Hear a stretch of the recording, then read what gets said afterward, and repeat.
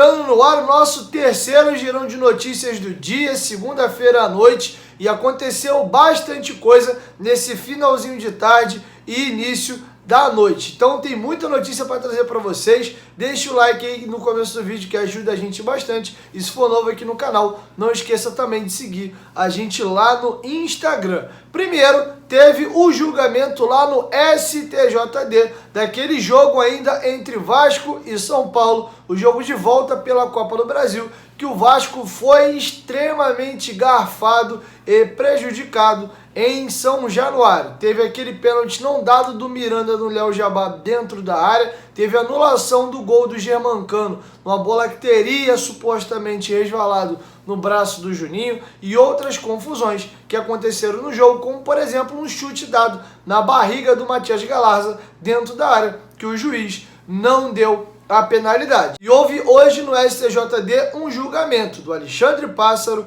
do Lisca, do Léo Jabá e também do Leandro Castan, e tiveram punições. A maior delas foi feita ao Alexandre Pássaro. O Alexandre Pássaro pegou uma suspensão de 45 dias, ou seja, 1 mês e meio afastado aí dos estádios. A situação é a seguinte: o Daronco relatou na súmula que ele teria dito as seguintes palavras para ele: parabéns, Daronco, a sua tatuagem tá bem bonita na televisão. E descendo o túnel, segundo o Daronco, o Alexandre Pássaro teria chamado ele de ladrão, filho da puta. Por essa situação, o Alexandre Pássaro pegou 45 dias de suspensão. O Léo Jabá foi expulso naquela partida, chegou por cima ali e tomou o cartão vermelho e pegou um jogo de suspensão. Jogo esse que ele já vai cumprir no jogo de sexta-feira contra o Brusque. Como a Copa do Brasil é uma competição nacional e o Vasco não está jogando a Copa do Brasil nessa temporada a mais, então ele cumpre nesse jogo da Série B. O Leandro Castan foi absolvido pelaquela expulsão que ele estava correndo, trupicou e derrubou o jogador de São Paulo, e o Vasco ainda foi multado em R$5.000, porque foi relatado na súmula que o carro que fazia o transporte da arbitragem teve os seus pneus esvaziados. Teve uma outra denúncia também de dirigentes do Vasco que estariam ali na social, que xingaram ostensivamente o Daronco, mas não foi possível identificar quem foram as pessoas, então o Vasco foi absolvido dessa condenação. Cabe recurso no pleno do STJD, mas acredito que deve ficar por aí mesmo. O mais engraçado é que a galera que fez toda a lambança o jogo inteiro, não acontece rigorosamente nada. O Daronco tá apitando, a comissão que eles recebem para poder apitar os jogos continua caindo novamente. O São Paulo jogou a próxima fase da Copa do Brasil, já foi eliminado pelo Fortaleza. Tudo seguiu normal, só quem sempre se lasca e se prejudica é o Vasco da Gama. Depois dessa sacanagem que ocorreu em São Januário, o Vasco foi multado em R$5.000, o diretor executivo pegou uma punição. O nosso jogador, que é titular, desfalca a gente na próxima sexta-feira, e o Vasco, que foi mais uma vez prejudicado em São Januário, fica por isso mesmo. Parabéns aos envolvidos e parabéns à CBF. Me limito a falar algumas coisas brandamente, porque daqui a pouco até a gente aqui, se exacerbar demais, tá arriscado tomar um processo no meio das costas. Parabéns, CBF, seu trabalho é extraordinário e a gente, tá adorando, para não dizer outra coisa. Vamos virar a chavinha aqui agora e vamos falar de greve. É isso mesmo. Segundo o Eduardo Ferrari, companheiro que trabalha lá na Vasco Connection, os funcionários do Vasco intimaram a direção do Vasco, e se o pagamento não cair até a meia-noite desta terça-feira,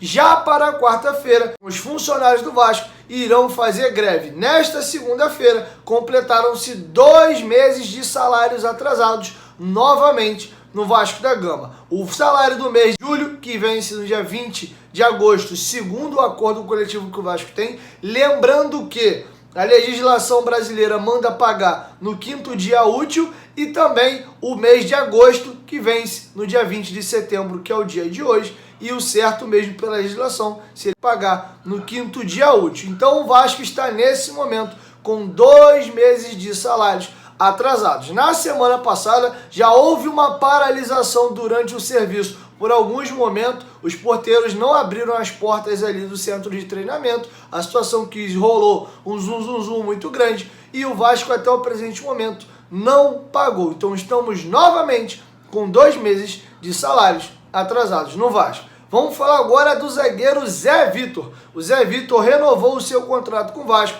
até janeiro de 2024. Inclusive, o zagueiro está sendo já especulado ao Grupo City. O Grupo City está de olho no Zé Vitor. Eu vou trazer um pouquinho mais de informação sobre a situação do Zé Vitor, mas antes eu vou ler para vocês o comunicado oficial do Vasco anunciando a renovação do jogador e ele também vai dar as suas primeiras palavras após renovar o seu contrato. Seguindo o processo de valorização dos meninos da Colina, o Vasco da Gama acertou nesta segunda-feira a renovação de contrato do zagueiro Zé Vitor de 19 anos até janeiro de 2024. O atleta chegou ao clube em 2020 e participou das conquistas do Carioca e da Copa do Brasil Sub-20.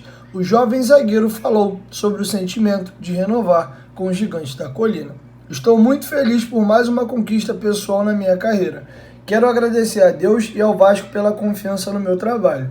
Agora é continuar mantendo foco com o objetivo de chegar no profissional e dar muitas alegrias ao torcedor vascaíno. Bom, galera, vou trazer para vocês um pouco mais de informação sobre o Zé Vitor. A situação é a seguinte: o jogador chegou para o Vasco em 2020, o contrato dele ia até o final da temporada de 2021, como eu falei para vocês, foi renovado até janeiro de 2024, ele foi campeão carioca pelo Vasco ano passado e campeão da Copa do Brasil. Até aqui tem 30 jogos disputados com a camisa do Vasco. Nesse atual campeonato brasileiro ele tem 15 jogos disputados, um gol marcado e uma assistência, e na categoria de base do Vasco ele é muito comparado ao Ricardo Rocha, um zagueiro firme nos desarmes e também muito bom no 1 contra 1. Não é o Valber não, que é muito excelente no 1 contra 1. O jogador entrou no radar do Grupo City, que é um dos maiores grupos do mundo. O Grupo City vem fazendo negócios recentemente com o Vasco da Gama. Tinha comprado o Douglas Luiz em 2018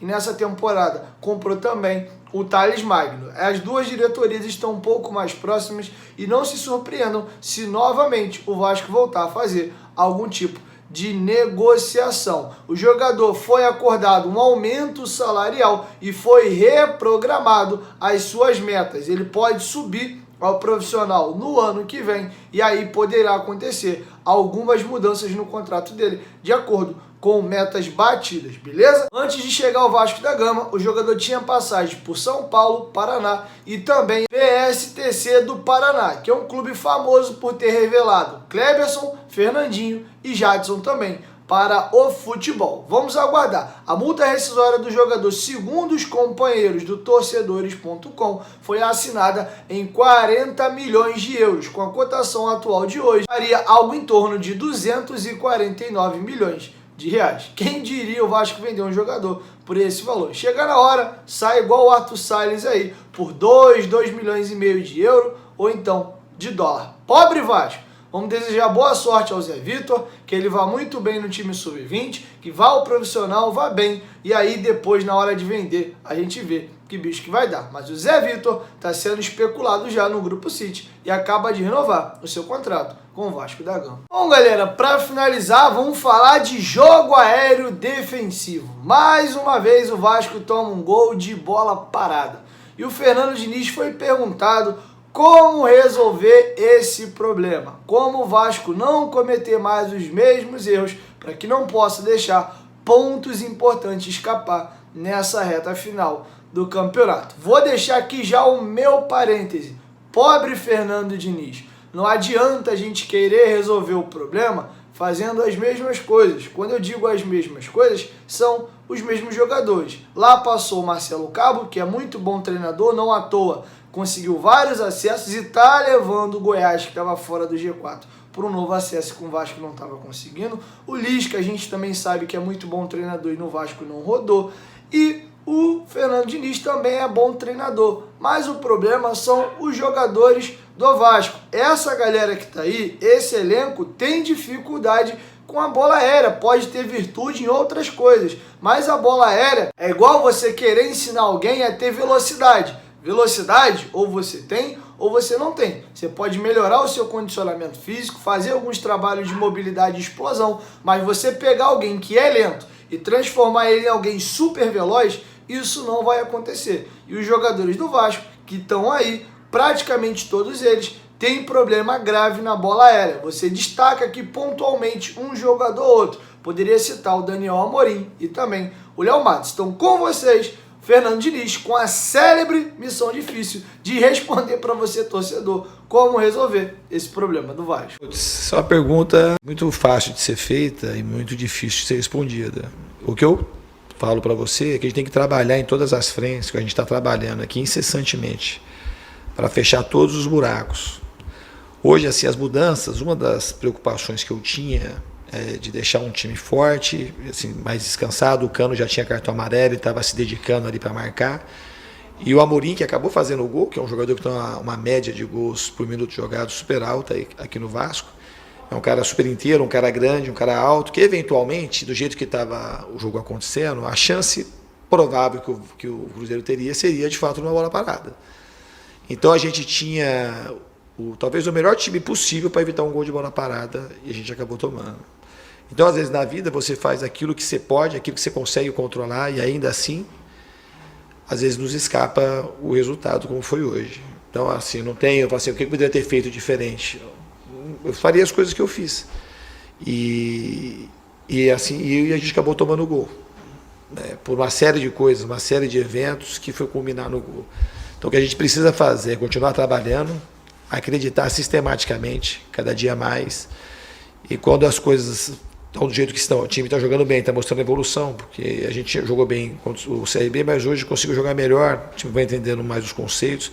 Os jogadores do Vasco trabalham demais, eu não tenho uma queixa para falar, porque nós estamos trabalhando sempre.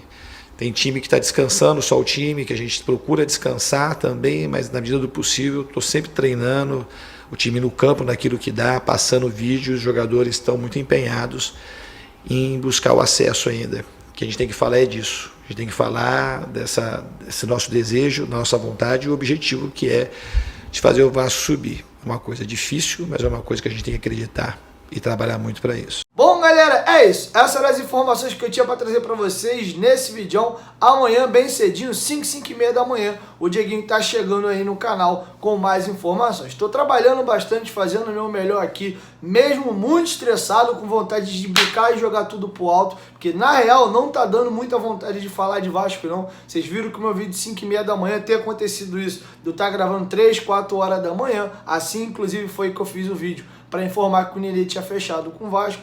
Mas é isso, siga na labuta aí, se você puder, deixar um like aí que ajuda muito. E se for a primeira vez aqui no canal, não esquece de se inscrever e ativa também o sininho aí, que toda vez que tiver vídeo novo no canal, o YouTube vai te notificar. É isso, 1, 2, 3, futebolaço, tamo junto família, e a qualquer momento de quem volta, vai, tamo junto, valeu! Fui!